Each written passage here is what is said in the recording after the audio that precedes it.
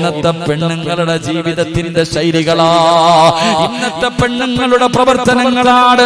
6-ാം നൂറ്റാണ്ടിലെ കാട്ടറബികളായ പെണ്ണുങ്ങളെ പോലും തോപ്പിച്ച് കളയുന്ന രീതിയില്, അവരെ പോലും പരാജയപ്പെടുത്തി കളയുന്ന രീതിയില് എന്റെ പ്രിയപ്പെട്ട സഹോദരിമാരുടെ ജീവിതം അങ്ങനെയാണല്ലോ. എന്റെ പ്രിയപ്പെട്ട പെങ്ങന്മാര്, ഉള്ളത് പറഞ്ഞതിന്റെ പേരിൽ നിങ്ങൾ എന്നെ എന്ത് പറഞ്ഞാലും എനിക്കൊന്നുമില്ല. നിങ്ങൾ എന്നോട് ദേശം കാണിച്ചെന്ന് പറഞ്ഞിട്ട് എനിക്കൊന്നുമില്ല. നിങ്ങളുടെ സ്നേഹം കിട്ടുന്നതിന് വേണ്ടി ഞാനിത് പറയാതെ ഇരുന്ന നാളെ അല്ലാഹു നരകത്തിൽ എടുത്തു വെക്കുന്ന ഒന്നാമത്തെ വിറക് എന്റെ ശരീരമായിരിക്കും പെങ്ങള്. അതുകൊണ്ട് എന്റെ പ്രിയപ്പെട്ട ഉമ്മമാരോട് പെങ്ങന്മാരോട്, അല്ലാഹുവേ, ഇന്നത്തെ മുസ്ലിം പെണ്ണിന്റെ ജീവിത ശൈലികൾ കണ്ടാൽ, അവളുടെ നടത്തവും അവളുടെ സ്വഭാവവും അവളുടെ പ്രവർത്തനങ്ങളും കണ്ടാൽ എന്റെ പ്രിയമുള്ളവരെ നമുക്ക് അത്ഭുതം സംഭവിച്ചു പോവുകയാണ്. ഇന്നത്തെ പെണ്ണുങ്ങൾക്ക് എന്തേ സംഭവിച്ചത്? ഇന്നത്തെ എന്റെ പ്രിയപ്പെട്ട പെങ്ങന്മാർക്ക് എന്തേ സംഭവിച്ചത്? എന്തെല്ലാം കോമാളിത്തരങ്ങളാണ്, എന്തെല്ലാം പേക്കൂത്തുകളാണ്. അല്ലാഹുവിനും അവന്റെ പ്രവാചകനും ഇഷ്ടപ്പെടാത്ത കാര്യങ്ങൾ ചെയ്യുന്നതിൽ എന്റെ പെങ്ങൾക്ക് ഇന്ന് യാതൊരു പേടിയുമില്ല. അവൾക്ക് മരണത്തെ കുറിച്ചുള്ള ചിന്തയില്ല, ഖബറിനെ കുറിച്ചുള്ള ചിന്തയില്ല, നാളെ പടച്ച റബ്ബിന്റെ പരലോകത്ത് ചെന്ന് നിൽക്കേണ്ടവളാണെന്നുള്ള ഓർമ്മയില്ല. ചെയ്തു കൂട്ടിയത് മുഴുവനും പിടിച്ചു നിർത്തിയിട്ട് അല്ലാഹു എന്നെ ചോദിക്കുന്ന ഒരു ദിവസം വരാനുണ്ടെന്ന് എന്റെ പ്രിയപ്പെട്ട പെങ്ങന്മാര് മറന്നു പോവുകയാണ്. ഇന്നെല്ലാവരും ടിക്ടോക്കിന്റെ പുറകിലാ. എന്റെ പ്രിയപ്പെട്ട മുസ്ലിം പെണ്ണേ,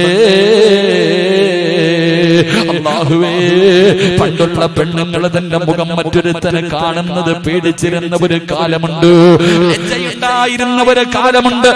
അവന്റെ മുന്നിൽ വന്ന് സംസാരിക്കാൻ മടി കാണിച്ചിരുന്ന പെണ്ണുങ്ങളുടെ കാലമുണ്ട്. പക്ഷേ ഇന്ന് പടച്ചവനെ, ഇന്നെന്റെ സഹോദരിമാര് പടച്ചവനെ ടിക്ടോക്ക് എടുത്ത് ഫേസ്ബുക്കിൽ ഇട്ടിട്ട് ലൈക്ക് തണ്ടുന്ന കാലവാ. എന്റെ പ്രിയപ്പെട്ട പെങ്ങന്മാരോട് ചോദിക്കുകയാ, നിങ്ങൾക്ക് എങ്ങനെ കഴിയുന്നു പെങ്ങള്? 15ഉം 20ഉം വയസ്സുള്ള പെമ്മക്കള് പോകട്ടെ, 40 തികഞ്ഞ എന്റെ ഉമ്മമാര് പോലും ഇന്നതിന്റെ അടിമകളായി മാറിയിരിക്കുകയാണ്. പെങ്ങളെ, 15 വയസ്സുകാരിക്ക് പക്വതയെത്തിയില്ല.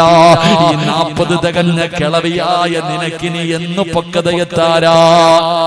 40 തികഞ്ഞ ഉമ്മ 18 വയസ്സുകാരിയായ 20 വയസ്സുകാരിയായ മകളുടെ കൂടെ ടിക്ടോക്ക് നടത്തുന്നത് ഉമ്മയാണ്.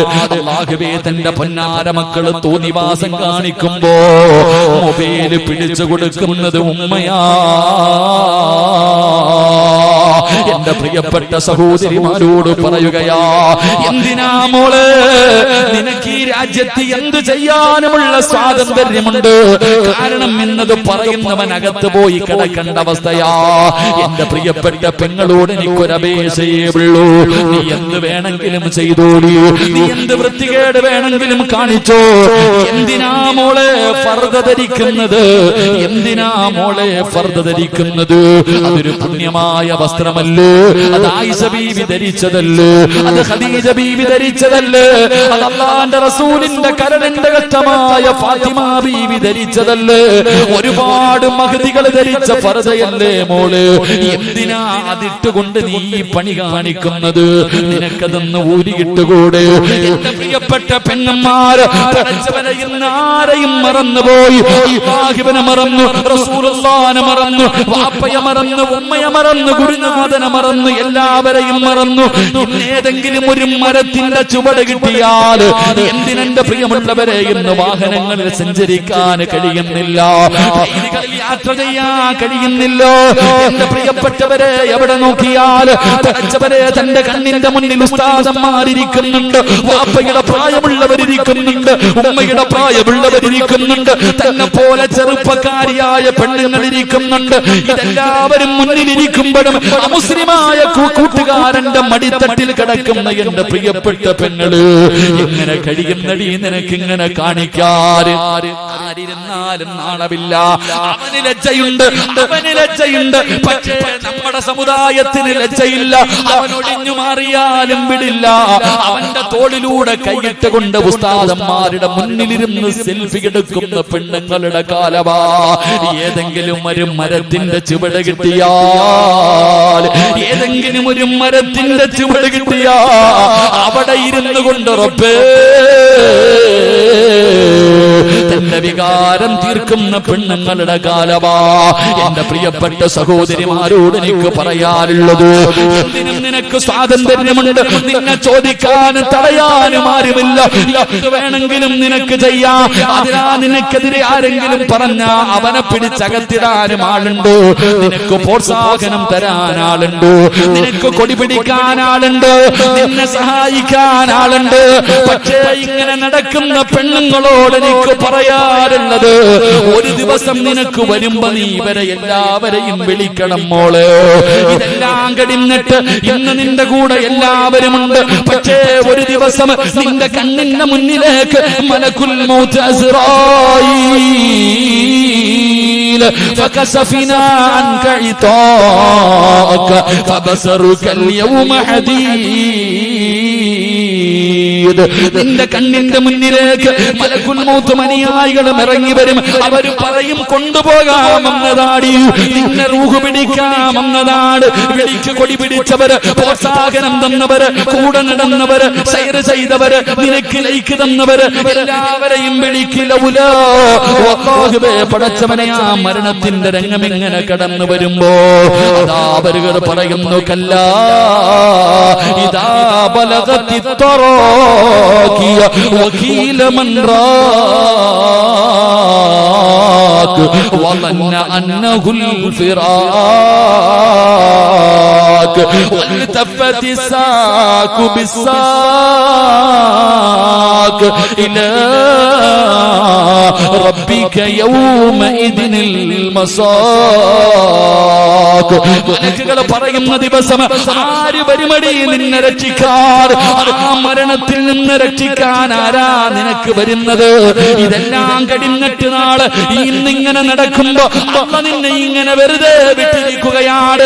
ഓന്തോടിയാൽ എവിടെ വരെ ഓടും പെണ്ണ്, നീ പോയാൽ എവിടെ വരെ പോകുമടി? ഈ ഓട്ടത്തിനൊരവസാനമുണ്ട്.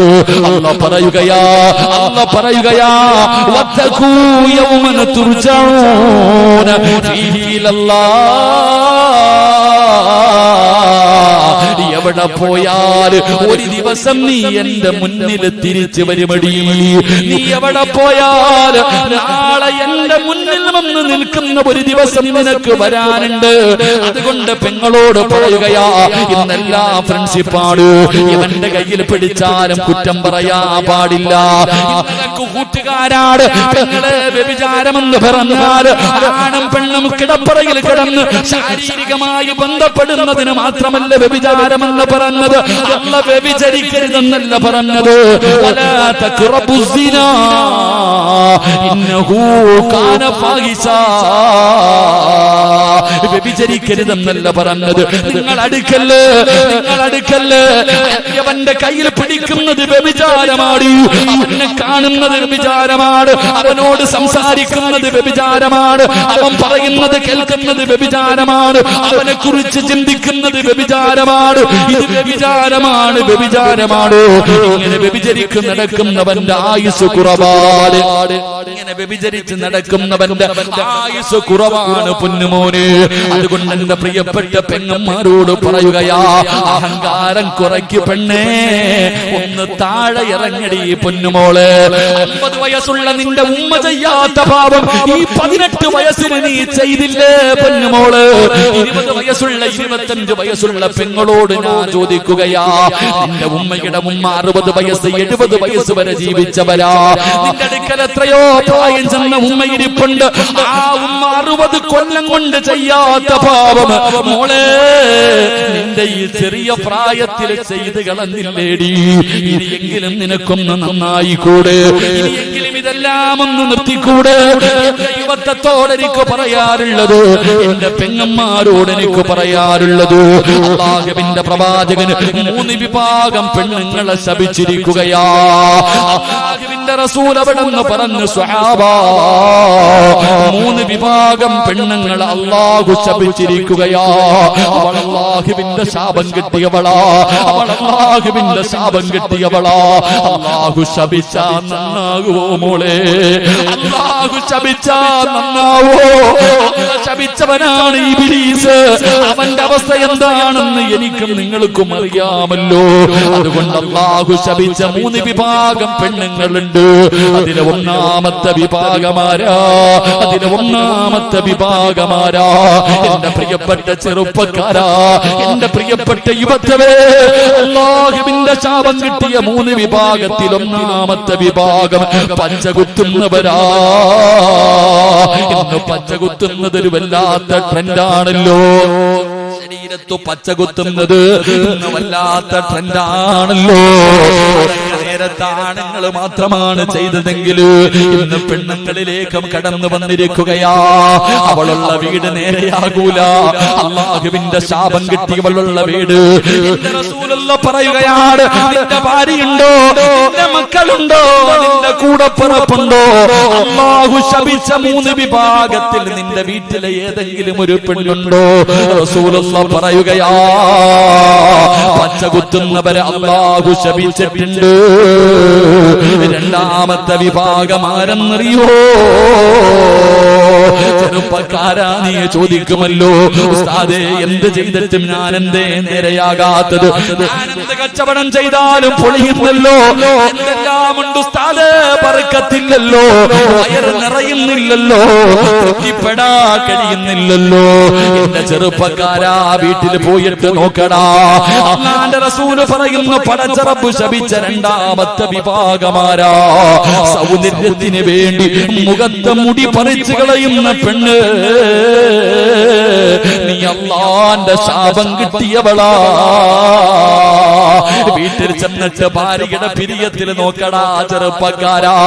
നിന്റെ ഉമ്മയുടെ വയറ്റിൽ കിടന്ന തെറ്റ് കണ്ടാ തിരുത്തേണ്ടവനാണ് നീ. നിന്റെ പെങ്ങളുടെ നെറ്റിയിൽ അവളുടെ മുഖത്തേക്ക് നോക്ക്, നിന്റെ സഹോദരിയുടെ മുഖത്ത് നോക്ക്, നിന്റെ ഭാര്യയുടെ മുഖത്ത് നോക്ക്, നിന്റെ പെമ്മക്കളുടെ മുഖത്ത് നോക്ക്.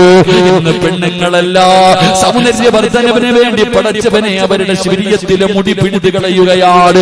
ഇന്നെല്ലാം മോഡലാ, പുടുത്ത നാറുപടി പൊന്നുമോള്, മണ്ണ് തിന്നണ്ട ശരീരവാ. എത്രയൊക്കെ സൗന്ദര്യമുള്ളവളാണെങ്കിലും 3ന്റെ അന്ന് കബറങ്ങാടം പൊളിച്ചാ അല്ലാഹുവേ, ചിതലും പുഴുക്കളും താവളം പെരുത്തുണ്ടതിൽ സന്തോഷമാണവകൾക്കു നീ ചെല്ലുന്നതിൽ. പൊൻവർണ്ണ കോമള മൃദുലമായ ശരീരമിൽ സമരത്തിലാണു പരസ്പരം തിന്നുന്നതിൽ. കാർഡില്ല റേഷൻ വേണ്ട പോലതിലുണ്ട്, ക്യൂ സിസ്റ്റമില്ല, തള്ളലാണത് കൊണ്ട്. ഇതെല്ലാം പുഴുക്കൾ തിന്നുന്ന ഒരു ദിവസം വരാനുണ്ട് മോളെ. നിന്റെ സൗന്ദര്യം നാട്ടുകാർക്ക് കാണാനുള്ളതല്ല, നിന്റെ സൗന്ദര്യം നിന്റെ ഭർത്താവിന് ആസ്വദിക്കാനുള്ളതാ. നാട്ടുകാരുടെ മുന്നിൽ സൗന്ദര്യം ഉള്ളവളാണെന്ന് തെളിയിക്കാ. തന്റെ മുഖത്തിലെയും തന്റെ പെരിയത്തിലെയും മുടി പിഴുതു കളയുന്ന ഉമ്മമാരെ, അല്ലാഹു ശപിച്ചവളാണ് നീ, അല്ലാഹുവിന്റെ ശാപം കിട്ടിയവളാണ് നീ. അങ്ങനെ ഏതെങ്കിലും ഒരു പെണ്ണോ ഈ മഹാനിന്റെ ചാരത്ത് വന്നിരിപ്പുണ്ടോ? അല്ലാഹുവിന്റെ മുന്നിൽ പൊട്ടിക്കരന്ന് തൗബ ചെയ്തോ? അല്ലാഹുവിന്റെ മുന്നിൽ പൊട്ടിക്കരന്നിട്ട് തൗബ ചെയ്തിട്ട് അല്ലാഹുവിന്റെ സ്നേഹം നേടാതെ പോകല്ലേ. 3ാമത്തെ വിഭാഗമാരാ? അല്ലാഹുവിന്റെ ശാപം കിട്ടുന്ന 3ാമത്തെ വിഭാഗം. എന്റെ പ്രിയപ്പെട്ടവരെ, നരച്ച മുടി മറയ്ക്കുന്നവരാ. പടച്ചവനെ ഇന്ന് പ്രായം മറയ്ക്കാതെ, ഇന്ന് പ്രായം മറയ്ക്കാ. പടച്ചവനെ നരച്ച മുടിയുടെ മുന്നില് എന്റെ പ്രിയപ്പെട്ടവരെ കറുത്ത പെയിന്റ് അടിച്ചിട്ട് നടക്കുന്ന ചെറുപ്പക്കാരാ, എന്റെ പ്രിയപ്പെട്ട പെങ്ങന്മാരെ, അല്ലാഹുവിന്റെ റസൂൽ അവിടെന്ന് പറയുകയാ, നീ ശാപം കിട്ടിയവളാണ്, പടച്ചറപ്പിന്റെ ശാപം കിട്ടിയവളാണ്. അതുകൊണ്ട് എന്റെ പ്രിയപ്പെട്ട മാതാപിതാക്കളോട് പറയുകയാണ്, ഈ പറയുന്ന 3 വിഭാഗം പെണ്ണുങ്ങൾ നിന്റെ വീട്ടിലുണ്ടോ? അവർ അല്ലാഹുവിന്റെ ശാപം വാങ്ങുന്നവരാ. അതുകൊണ്ട് എന്റെ പ്രിയപ്പെട്ട സഹോദരിമാരോട്, എന്റെ പെങ്ങന്മാരോട് എനിക്ക് പറയാനുള്ളത്, നിങ്ങൾ പടച്ചവനെ ഭയന്ന് ജീവിക്കൂ. അല്ലാഹുവിനെ മറന്നു പോകല്ലേ, വന്ന വഴി മറന്നു പോകല്ലേ. നിങ്ങളെ എല്ലാ പാവങ്ങളും കെടുകളാ. ഇടയ്ക്കിടയ്ക്ക് നോവല് വായിക്കുന്നതൊക്കെ എടുത്ത് മാറ്റൂ. എന്തിനാ സിനിമാ താരങ്ങളെ കണ്ടുപിടിക്കുന്നത്, സീരിയൽ നടിമാരെ കണ്ടുപിടിക്കുന്നത്, മോഡലുകളുടെ ചരിത്രം വായിക്കുന്നത്? നിങ്ങളെ നിന്നെ പോലെ വിചാരമുള്ള പച്ചയിറച്ചിയുള്ള നിന്റെ കാല് കാലാരടകുള്ള നിന്നെക്കാലും ഒരുപാട് സ്വപ്നങ്ങളും പ്രതീക്ഷകളുമായി കഴിഞ്ഞിരുന്ന എത്രയോ മഹദിമാരുണ്ട്. ആയിഷ ബീവിയുടെ ചരിത്രമെടുത്ത് വായിച്ചു നോക്ക്, ഖദീജ ബീവിയുടെ ചരിത്രമെടുത്ത് വായിച്ചു നോക്ക്, ഫാത്തിമ ബീവിയുടെ ചരിത്രമെടുത്ത് വായിച്ചു നോക്ക്. ഒരുപാട് സഹാബി വനിതകളുടെ ചരിത്രം നിനക്ക് പഠിക്കാറില്ലേ? നഫീസത്തുൽ മിസ്രിയ എന്തൊരു സൗന്ദര്യമുള്ള പെണ്ണായിരുന്നു. ആ മിസ്റിന്റെ മാണിക്യത്തിന്റെ ചരിത്രം നീ വായിച്ചു നോക്കാത്തതെന്തേ? നൂറിൽ മിസ്രിയാനെ നിനക്കറിയുമല്ലോ, മൈമൂനത്തിൽ മിസ്രിയാനെ നിനക്കറിയുമല്ലോ. ഒരുപാട് മഹദികളുടെ ചരിത്രം നിനക്ക് വായിക്കാൻ പഠിക്കാനുണ്ടല്ലോ. ഇടയ്ക്കിടയ്ക്ക് സമയം കിട്ടുമ്പോ അവരൊക്കെ അവരുടെ ചരിത്രങ്ങളും വായിച്ചു നോക്കിയിട്ട് നിന്റെ ജീവിതത്തിൽ മാറ്റം വരുത്താ തീരുമാനിച്ചോ? എന്റെ പ്രിയപ്പെട്ട പെങ്ങൾക്ക് ഞാനൊരു ചരിത്രം പറഞ്ഞു തരാ. മഹാനായ നബി മുഹമ്മദ് മുസ്തഫ സല്ലല്ലാഹു അലൈഹി വസല്ലമ തങ്ങള്, എന്റെ പ്രിയപ്പെട്ട പെങ്ങള്, സ്വന്തം നിലനിൽപ്പിന് വേണ്ടി പടച്ച റബ്ബിന്റെ ദീൻ മറന്നു പോകുന്ന ഏത് വൃത്തികേടുകൾക്കും കൂട്ടുനിൽക്കാൻ തയ്യാറാകുന്ന യുവത്വേ, അല്ലാഹുവിന്റെ പ്രവാചകൻ അവിടെന്ന് പറയുകയാണ്, ദഖൽതുൽ ജന്ന വസമിഅത് ഖശബതൻ. അല്ലാഹുവിന്റെ പ്രവാചകൻ സ്വർഗ്ഗത്തിലൂടെ നടന്നു പോകുമ്പോ അതാ മുത്തുനബിയുടെ മുന്നിലൂടെ സ്വർഗ്ഗത്തിൽ ഒരു പെണ്ണിങ്ങനെ നടന്നു പോവുകയാ. അല്ലാഹുവിന്റെ പ്രവാചകന്റെ മുന്നിലൂടെ സ്വർഗ്ഗത്തിൽ ഒരു പെണ്ണിങ്ങനെ നടന്നു പോവുകയാണ്. ആരാണെന്നറിയുന്നില്ല. അല്ലാഹുവിന്റെ റസൂലിനെ വല്ലാത്ത അത്ഭുതമായി പടച്ചവര്, എന്നെക്കാലം മുമ്പേ സ്വർഗ്ഗത്തിലൊരു പെണ്ണ് കടന്നു പോകുന്നു. മുത്തുനബിയാണ് സ്വർഗ്ഗം തുറക്കുന്നത്. അല്ലാഹുവിന്റെ പ്രവാചകൻ സ്വർഗ്ഗത്തിലേക്ക് കടന്നു ചെല്ലുമ്പോ അല്ലാഹുവിന്റെ പ്രവാചകന്റെ മുന്നിലൂടെ നടന്നു പോകുന്ന ഒരു പെണ്ണിനെ കാണുകയാണ്. അല്ലാഹുവിന്റെ റസൂൽ ചോദിക്കുകയാണ്, ഫഖുൽതു മൻ ഹൗലാ, ആരാ എന്റെ മുന്നിലൂടെ നടന്നു പോകുന്ന ആ പെണ്ണാരാ? ആ സമയത്ത് മലക്കുകൾ പറയുകയാണ്, യാ റസൂലല്ലാഹ് ഹാദിഹി റുമൈസ, അത് റുമൈസയാണ് നബിയേ, അത് റുമൈസയാണ് നബിയേ. ആരാണ് റുമൈസ എന്നറിയുമോ? അനസ് ഇബ്നു മാലിക് റളിയല്ലാഹു തആല അൻഹു, അനസ് റളിയല്ലാഹു തആല അൻഹുവിന്റെ പ്രിയപ്പെട്ട മാതാവാണ് മഹ്ദി ഉമ്മു സുലൈം. ഉമ്മു സുലൈം റളിയല്ലാഹു തആല അൻഹ, എന്റെ പ്രിയപ്പെട്ട പെങ്ങന്മാർക്ക് ആ സഹാബി വനിതയുടെ ചരിത്രം അറിയുമോ? അനസ് റളിയല്ലാഹു തആല അൻഹുവിന്റെ ഉമ്മയാണ്. അല്ലാഹുവേ, മഹ്ദിയുടെ ചരിത്രം എടുത്ത് വായിച്ചു നോക്ക് പെങ്ങള്. അല്ലാഹുവിന്റെ ദീനിന് വേണ്ടി സ്വർഗം കിട്ടാൻ എന്തൊക്കെ ത്യാഗം സഹിച്ചവനെന്നറിയുമോ? പരിശുദ്ധ ദീനിനെ കുറിച്ച് കേൾക്കുകയാണ്, മുത്തുനബിയെ കുറിച്ച് കേൾക്കുകയാണ്. ഉമ്മു സുലൈം റളിയല്ലാഹു തആല അൻഹ മുസ്ലിമാവുകയാ. അല്ലാഹുവിന്റെ ദീനിലേക്ക് ഷഹാദത്ത് കലിമ പറഞ്ഞിട്ട് കടന്നു വരികയാണ്. മുസ്ലിമായിട്ട് ഉമ്മു സുലൈം എന്ന പെണ്ണ് തന്റെ പൊന്നാര അനസ് എന്ന് പറയുന്ന പിഞ്ചു മകന്റെ കയ്യിൽ പിടിച്ചുകൊണ്ട് വീട്ടിലേക്ക് കടന്നു ചെല്ലുമ്പോ മാലിക്കുന്ന ഭർത്താവ് പറയുന്ന, ഉമ്മു സുലൈം, എനിക്ക് നിനക്ക് എന്നെ വേണോ, പുതിയ മതം വേണോ? നിനക്ക് ഇസ്ലാം മതമാണോ വേണ്ടത്, എന്നെയാണോ നിനക്ക് വേണ്ടത്? ഭർത്താവ് തന്റെ ഭാര്യയോട് ചോദിക്കുമ്പോ കുഞ്ഞിനെ കയ്യിൽ പിടിച്ചിട്ട് ഉമ്മു സുലൈം പറയുന്നു, മാലിക്കേ, എനിക്ക് നിങ്ങളെക്കാളും വലുത് അല്ലാഹുവിന്റെ ദീനാ. എനിക്ക് പടച്ച റബ്ബിനെയാ വേണ്ടത്, എനിക്ക് മുത്തുനബിയാണ് വേണ്ടത്. ഉമ്മു സുലൈം, മതം കളഞ്ഞില്ലെങ്കിൽ ഞാൻ എന്നെ ഉപേക്ഷിക്കും. ഉമ്മു സുലൈം, ഭർത്താവ് പറയുകയാ, നിന്നെ ഞാൻ ഉപേക്ഷിക്കും. ഈ പിഞ്ചു മകനെയും കൊണ്ട് നീ ഒറ്റയ്ക്ക് ജീവിക്കേണ്ടി വരും. ഉമ്മു സുലൈം റളിയല്ലാഹു തആല അൻഹു പറഞ്ഞു, അല്ലാഹുവിന്റെ ദീൻ വലിച്ചെറിയാൻ എനിക്ക് പറ്റൂല. എനിക്ക് അല്ലാഹുവിനെ വേണം, എനിക്ക് മുത്തുനബിയെ വേണം, എനിക്ക് എന്റെ ദീൻ വേണം. അതുപോലെ നിങ്ങളെയും എനിക്ക് വേണം. നിങ്ങളെ ഉപേക്ഷിക്കാൻ എനിക്ക് കഴിയില്ല.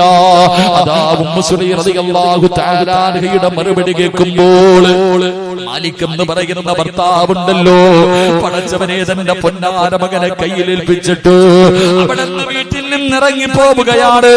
ചോരക്കുഞ്ഞിനെ മാറിടത്തിലേക്ക് ചേർത്ത് പിടിച്ചിട്ട് ഉമ്മു സുലൈം നിന്ന് കരയുകയാ. എന്ത് ചെയ്യണമെന്നറിയില്ല. മുസ്ലിമായതിന്റെ പേരിൽ തന്റെ പ്രിയപ്പെട്ട ഭർത്താവ് ഉപേക്ഷിച്ചിട്ട് ഇറങ്ങി പോവുകയാണ്. Ummu Sulaim തകർന്നില്ല.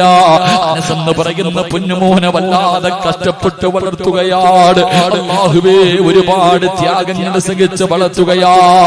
അവസാനം എന്റെ പ്രിയപ്പെട്ടവരെ, മഹാനായ നബി മുഹമ്മദ് മുസ്തഫ സല്ലല്ലാഹു അലൈഹി വസല്ലമ തങ്ങൾ ഹിജ്റ ചെയ്ത നാട്ടിലേക്ക് വന്നപ്പോ എല്ലാവരും അല്ലാഹുവിന്റെ പ്രവാചകന്റെ മുന്നിലേക്ക് ഓടുകയാണ്.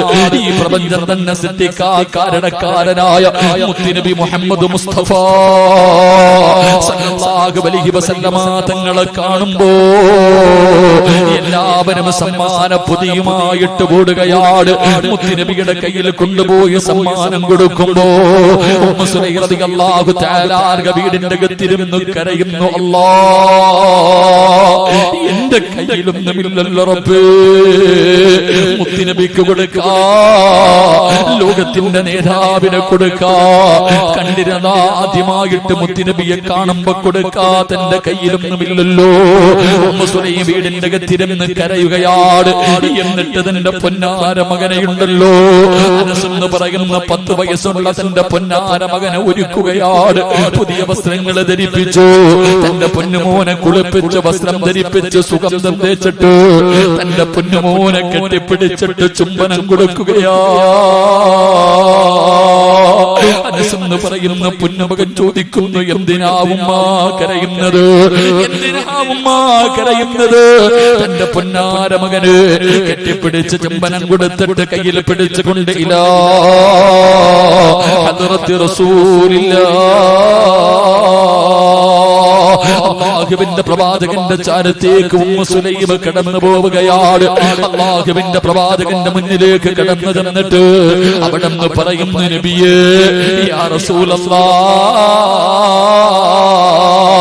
അല്ലാഹുവിന്റെ റസൂലേ, എല്ലാവരും അങ്ങേക്ക് സമ്മാനം കൊണ്ടുവന്ന് തരുന്നുണ്ട്.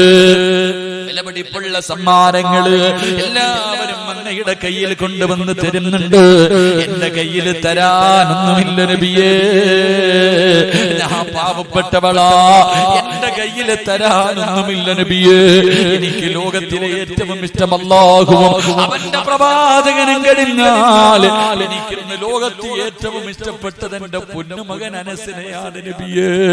എനിക്ക് ഏറ്റവും ഇഷ്ടപ്പെട്ടത് എന്റെ 10 വയസ്സുള്ള പൊന്നുമോനെയാ. അങ്ങയുടെ കയ്യിൽ തരാൻ എന്റെ കയ്യിലൊന്നുമില്ല. 10 വയസ്സുകാരനായ അനസ് എന്ന് പറയുന്ന പൊന്നുമോനെ മുത്തുനബിയുടെ കയ്യിൽ കൊടുത്തിട്ട് പറയുന്നു, യാ റസൂലല്ലാഹ്, ഇവനെ എടുത്തോ നബിയേ, എന്റെ പൊന്നുമോനെ എടുത്തോ നബിയേ. അങ്ങയുടെ ചെരുപ്പെടുത്ത് തരാൻ, അങ്ങക്ക് വെള്ളമെടുത്ത് തരാൻ, അങ്ങക്കൊരു സാധ്യമായിട്ട് എന്റെ പൊന്നുമകനെ എടുത്തോ നബിയേ. അനസ് എന്ന് പറയുന്ന 10 വയസ്സുള്ള 9.5 മാസക്കാലം ഗർഭം ചുമന്ന് മരണവേദനയുടെ വേദനയും പ്രസവിച്ച തന്റെ പൊന്നാര 10 വയസ്സുള്ള മകന് അല്ലാഹുവിന്റെ റസൂലിന്റെ കയ്യിലേക്ക് വെച്ച് കൊടുത്തിട്ട് ഈ ഉമ്മ പറഞ്ഞത് പറഞ്ഞതെന്തെന്നറിയുവോ മോനെ അനസ്? നാളെ അല്ലാഹുവിന്റെ പരലോകത്ത് വെച്ച് കാണുമ്പോ ഈ ഉമ്മാനെ നീ കയ്യിൽ പിടിച്ച് സ്വർഗത്തിൽ കൊണ്ടുപോകണേ അനസ്. എന്നെ നീ സ്വർഗത്തിൽ കൊണ്ടുപോകണേ അനസ്. അല്ലാഹുവിന്റെ റസൂലിന്റെ കയ്യിലേക്ക് തന്റെ പൊന്നുമകന്റെ കൈ പിടിച്ച് കൊടുത്തെന്ന് ചരിത്രം പറയുമ്പോ അല്ലാഹു ഇഷ്ടപ്പെട്ട ഒരു മഹാനിന്റെ ചാരത്ത് കടന്നു വന്ന എന്റെ പ്രിയപ്പെട്ട ഉമ്മ പെങ്ങന്മാരോട് ചോദിക്കുകയാ, ആ ഉമ്മ സുലൈം കിടക്കുന്ന സ്വർഗമുണ്ടല്ലോ, ആ സ്വർഗത്തിൽ കിടക്കുന്നത് പോയിട്ട്, ആ സ്വർഗം ചോദിക്കുന്നത് പോയിട്ട്, ആ സ്വർഗമെന്ന് കാണുന്നത് പോയിട്ട്, ആ സ്വർഗത്തിന്റെ പരിമളം 500 വർഷത്തെ വഴി ദൂരം വരെ അടിച്ചു വീശുമ്പണ്ട്. അന്ന് ശ്വസിക്കാ, അതൊന്ന് ശ്വസിക്കാ നമുക്ക് അർഹതയുണ്ടോ പെങ്ങള്? അതുകൊണ്ട് എന്റെ പെങ്ങളോട് പറയുകയാ, അഹങ്കാരമൊക്കെ മാറ്റുമോളെ. എപ്പോഴെവിടെ വെച്ചാണ് മരണം വരുന്നതെന്നറിയില്ല. അതുകൊണ്ട് എന്റെ പ്രിയപ്പെട്ടവരോട് എനിക്ക് പറയാറുള്ളത് ഞാൻ നിർത്തുകയാണ്. ഇന്നലെ കണ്ടവനെ എന്ന് കാണാത്ത ദുനിയാവാ. നമുക്കൊക്കെ ഒരു ചിന്തയുണ്ട്, നമുക്കൊന്നും രോഗമില്ലല്ലോ, ക്യാൻസർ ഇല്ലല്ലോ, ട്യൂമർ ഇല്ലല്ലോ, കിഡ്നി തകർന്നിട്ടില്ലല്ലോ, എനിക്ക് പ്രായമായില്ലല്ലോ, ഞാനിപ്പോഴെങ്ങും മരിക്കൂല, ഇനിയും ഒരുപാട് കാലം ജീവിക്കുമെന്ന ഒരു ധാരണ നമുക്കുണ്ട് മുസ്ലിമേ. എങ്കിലാരാ പറഞ്ഞത്? എങ്കിലാരാ പറഞ്ഞത്? തുഅമ്മീലു ഫിദ്ദുനിയാ തവീലൻ വലാ തദ്രീ إلى جنة ليل هل تحيسوا إلى الفجر وكم من صحيح مات من غير علة وكم من مريض عاش دهرا لا تهري. കവിയവിടെന്ന് ചോദിക്കുകയാണ്, കവിയവിടെന്ന് ചോദിക്കുകയാ, നമ്മുടെ ചില പ്രവർത്തനങ്ങളും നടത്തവും നമ്മുടെ ജീവിതവും കണ്ട ഒരിക്കലും മരിക്കാത്തവനെ പോലെ ഇങ്ങനെ നടക്കുന്നവരോട് കവി ചോദിക്കുകയാ, ഇലാ ജന്ന ലൈലുൻ ഹൽ തഈസു ഇലൽ ഫജ്രി. രാവിലെ സലാം പറഞ്ഞിട്ട് ജോലിക്ക് പോയ നിന്റെ വാപ്പ എവിടെ പോയടാ? രാവിലെ ജോലിക്ക് പോകുവാണെന്ന് പറഞ്ഞ് കെട്ടിപ്പിടിച്ച് ചുംബനം തന്നിട്ട് ജോലിക്ക് പോയ നിന്റെ വാപ്പ എവിടെ പോയി? രാവിലെ പാതിരാത്രി ഭക്ഷണം കഴിച്ച് ഉമ്മാടെ കൂടെ കിടപ്പറയിലേക്ക് കടന്ന നിന്റെ വാപ്പ എവിടെ? നിന്റെ ഉമ്മ എവിടെ? രാവിലെ പോയവർ വൈകുന്നേരം തികച്ചില്ല, വൈകുന്നേരത്തെ കടന്നവര് രാവിലെ എഴുന്നേറ്റില്ല. കണ്ടില്ലേടാ കൊണ്ടുപോയത്? മൂക്കിന്റെ ദ്വാരം പഞ്ഞി കൊണ്ടടയ്ക്കുന്നേ.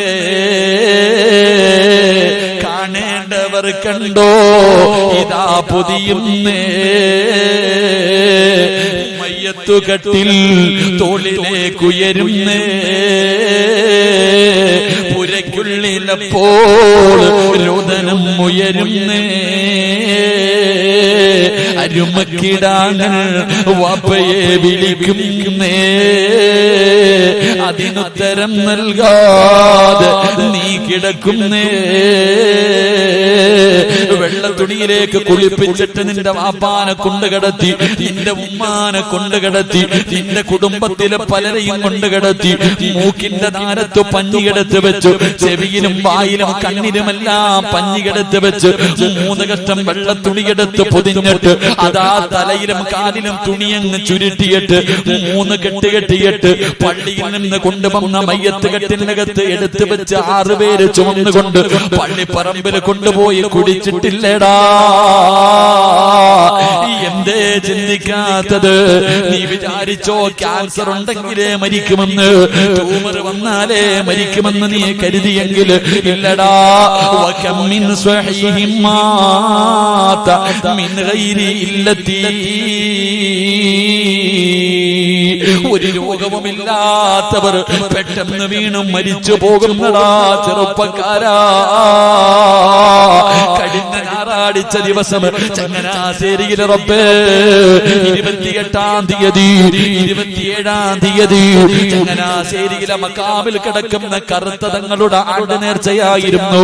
എന്റെ പ്രിയപ്പെട്ടവരെ, എന്റെ മഹല്ലില്, ഞാൻ ജോലി ചെയ്യുന്ന മഹല്ലില് അതാ 18 വയസ്സുള്ള ചെറുപ്പക്കാരൻ പടച്ചവനെ ഗൾഫിൽ നിന്ന് വന്നതാണ്. തന്റെ പൊന്നാര മകനെ കൊണ്ടുവന്ന് വിട്ടിട്ട് വാപ്പ അങ്ങോട്ട് പോയതേ ഉള്ളൂ. ഒരു ദിവസമേ കഴിഞ്ഞുള്ളൂ. 18 വയസ്സുള്ള പൊന്നുമോ ഭക്ഷണം കഴിഞ്ഞിട്ട് കിടന്നതാ. സുബഹിക്ക് എഴുന്നേറ്റില്ല മോനെ.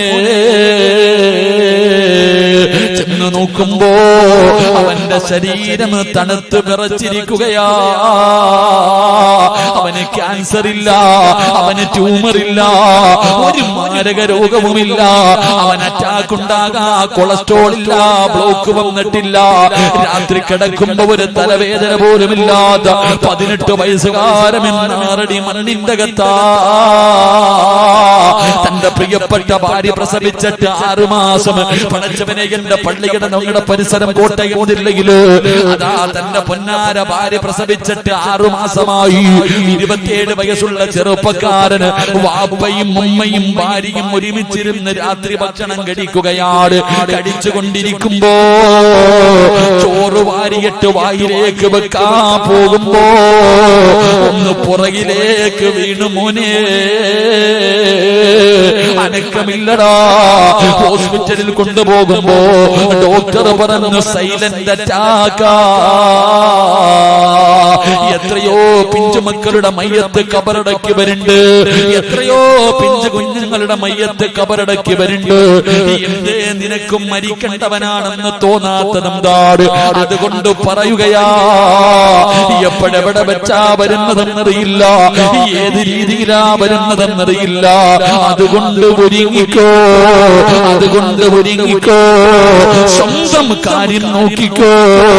ഇദാ ജാ നസ്റുല്ലാഹി വൽ ഫത്ഹ് വറഅയ്ത الناس يدخلون في دين الله أفواجا فسبح بحمد ربك واستغفره إنه كان توابا. ഇത് മുത്തുനബിയുടെ മരണമെടുത്തു എന്ന് അല്ലാഹുവിന്റെ റസൂലിന്റെ മുന്നിൽ ജിബ്രീൽ വന്നറിയിച്ച ഒന്നാമത്തെ അടയാളമാ. അതുകൊണ്ട് എനിക്കും നിങ്ങളോട്, എന്റെ നഫ്സിനോടും നിങ്ങളോടും എനിക്ക് പറയാറുള്ളത്, പോകാ സമയമായി, ഈ ലോകം തകരാ സമയമായി. അതിന്റെ അഹങ്കാരമാ കാണുന്നത്. അല്ലാഹുവേ, അതിന്റെ മുമ്പുള്ള പ്രവർത്തനങ്ങളാ കണ്ടുകൊണ്ടിരിക്കുന്നത്. ഇതെല്ലാം ഇടിഞ്ഞു വീഴാറായി. വേണമെങ്കിൽ ഒരുങ്ങിക്കോ, വേണമെങ്കിൽ നന്നായിക്കോ, വേണമെങ്കിൽ പടച്ച റബ്ബിന്റെ സ്നേഹം പിടിച്ചു പറ്റിക്കോ, എന്നിട്ട് രക്ഷപ്പെടാൻ നോക്കിക്കോ. അതുകൊണ്ട് ഫസബ്ബിഹു ബിഹംദി റബ്ബിക, അല്ലാഹുവിലേക്കടുത്തോ, പടച്ച റബ്ബിന്റെ സ്നേഹം വാങ്ങി വെച്ചോ. ഇസ്തിഗ്ഫാറുകൾ അധികമായിട്ട് പറഞ്ഞോ. മരണത്തിന് വേണ്ടി ഒരുങ്ങിക്കോ. അതുകൊണ്ട് എന്റെ പ്രിയപ്പെട്ട പെങ്ങള്, ഭൂമിയിൽ ദുരന്തമുണ്ടാകാറുള്ള 4ാമത്തെ കാരണമെന്തെന്നറിയോ? എന്റെ പ്രിയപ്പെട്ട പെങ്ങന്മാരെ, എല്ലാ പെണ്ണുങ്ങളെയും ഞാൻ കുറ്റപ്പെടുത്തുന്നില്ല, ഞാൻ നിങ്ങളെ ആക്ഷേപിക്കുന്നില്ല. കാരണം നിങ്ങളുടെ കാലിന്റെ ചുവട്ടിലാ സ്വർഗം കിടക്കുന്നത്. ഉമ്മാന്റെ കാൽ ചുവട്ടിലല്ലേ സ്വർഗം കിടക്കുന്നത്. അതുകൊണ്ട് എന്റെ ഉമ്മ പെങ്ങന്മാരെ ഞാൻ അവഹേളിക്കുന്നില്ല, നിങ്ങളെ കുറ്റപ്പെടുത്തുന്നില്ല. പക്ഷേ നിങ്ങളിലെ ചില പെണ്ണുങ്ങളുണ്ടല്ലോ, അവർ 6-ാം നൂറ്റാണ്ടിൽ ജീവിച്ചിരുന്ന, കാട്ടറബികളുടെ കാലത്ത് ജീവിച്ചിരുന്ന പെണ്ണുങ്ങളെക്കാലം തരതാഴ്ന്ന ജീവിതമാ.